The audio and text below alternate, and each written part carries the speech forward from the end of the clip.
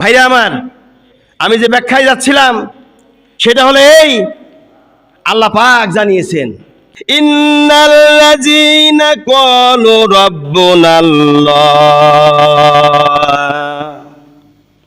নিশ্চয় যারা বলে আমরা তো আমাদের রব হিসাবে আল্লাহকে মেনেছি, আল্লাহ ছাড়া কোনো উপায় নাই, কোনো গতি নাই, কোনো স্রষ্টা নাই, আল্লাহ হলো আমাদের রব। আল্লাহ বলেন তুমি মুখ দিয়ে শুধু বলবে আমার আল্লাহ আমার রব, আল্লাহ আমার রব, রবি আমার সব। গান গায় না সালপো, দেখেন না কত হুজুরাও কয়, কিন্তু কয় আল্লাহ আমার রব, রবি আমার সব। এই গান গাও তুমি ওখানে আইসে মঞ্চে বইয়ে বইয়ে, আর মন ছাড়ি দিলে তখন তুমি অন্যায় কাজে লিপ্ত হও। আল্লাহ এখানে বলেন তাই ইন্নাল্লাযীনা ক্বালু রাব্বুনাল্লাহ, আমি আল্লাহ এক, আমি রব, আমাকে সাক্ষী দিচ্ছ আল্লাহ এক, আল্লাহ ছাড়া কোনো গতি নেই, উপায় নাই। যদি তাই বলো তাহলে পরে শোনো, সুম্মাস্তাকামু, আমি আল্লাহ এক, অটল থাকো। তাহলে কি থাকো? অটল থাকো যে আল্লাহ ছাড়া কোনো ইলাহ নাই। অন্যায় যখন করবা, যদি মনে করো 3 জন আছি, মনে করতে হবে 4 জন আছে। যদি মনে করো 2 জন আছি, মনে করো 3 জন রয়েছে। যদি মনে করো 1 জন আছি, মনে করতে হবে 2 জন রয়েছে। যে 2 জনের দ্বিতীয় পক্ষ যারে বলছি তিনি কে? তাহলে পরে আপনারা বিষয়টা বুঝতে পেরেছেন। যখন অন্যায় কাজ করবো, অন্যায় পথে হাঁটবো, তখন চিন্তা করতে হবে আমার সাথে আছে আমার আল্লাহ রব্বুল আলামিন। তিনি আল্লাহ আছেন, আল্লাহর একজন আছেন।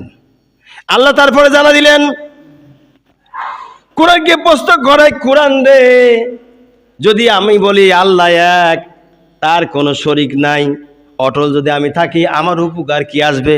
প্রশ্ন হয় না এটা? আমি তো কাজ করবো, আমার উপকার পারিশ্রমিক কি দিবা, কয় টাকা দিবা, এরকম হয় না কথা? যে ভাই আপনার কাজ করবো, কয় টাকা হাজিরা দিবেন? তাহলে আমরা কোরআনকে প্রশ্ন করি, কোরআন আল্লাহ এক, অটল থাকবো, থাকলে পরে আমাদের কি লাভ হবে?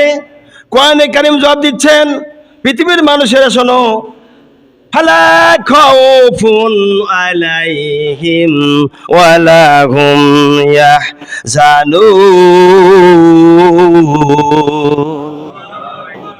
কোরআনে কারীম বলছে তোমাদের কোনো ভয় নাই, কোনো চিন্তা নাই, আল্লাহ রাব্বুল আলামিন তোমাদের গুনাহ মাফ করিয়ে আল্লাহর বন্ধু বানায় নিবে। কে বলছেন? ভাইরা আমার, ব্যাখ্যায় গেলে সময় পাওয়া যায় না।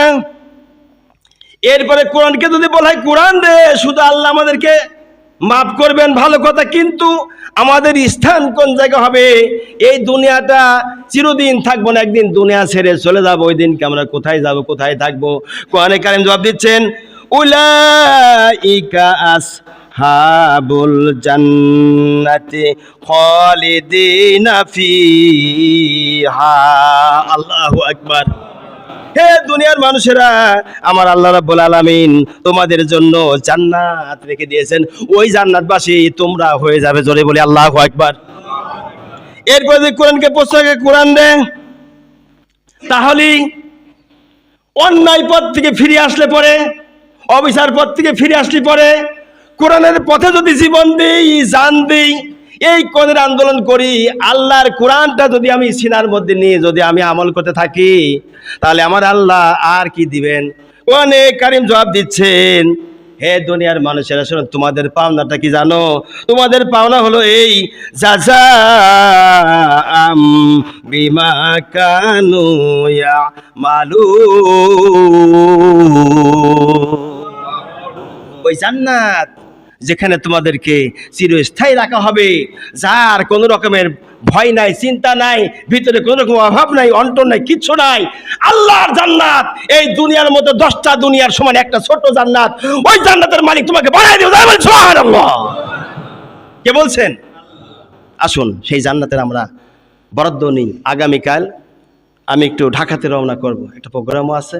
আগামীকাল আমি ঢাকা যাবো ইনশাল্লাহ, নিয়ত করেছি। আপনারা দোয়া করবেন, আমি আপনাদের জন্য দোয়া করি। আমি যেখানে সেখানে আপনাদের জন্য দোয়া করি। এই নাটোরের মুসল্লি ছেড়ে আসছে, এখানে বসে কিন্তু দোয়া করি। আপনারা না আসলেও আমি দোয়া করি।